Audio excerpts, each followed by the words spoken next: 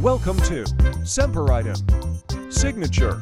Please don't forget to comments, like, share, and subscribe.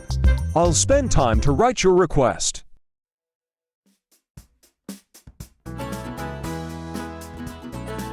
Nagtitipid sa pagbili ng mga kagamitan at laging inuuna ang kailangang pantahanan. Laging prioridad ang pagkain at babayarin, kasabay na ang matrikula at iba pang gastusin.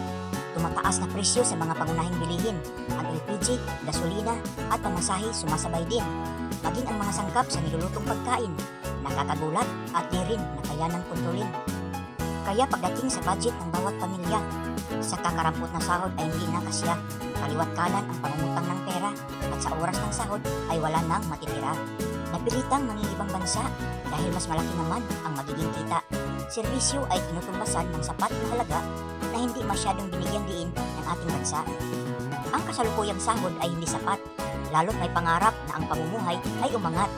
Tungkuling maibibigay ang kahilingan ng mga anak, katumbas ng kanilang ngiti at mukhang nagagalak.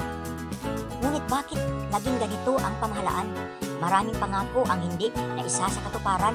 Sa panahon ng pangangampanya tuwing may halalan, napakagandang mga pangako ang binibitawan. Hindi naman ang paghahangad ng labis-labis, kundi ang makakaahon mula sa pagtitiis. Sa karampatang sahod, utang ay wawakasan at magkakaranas man lang ng kaginhawaan. Sahod.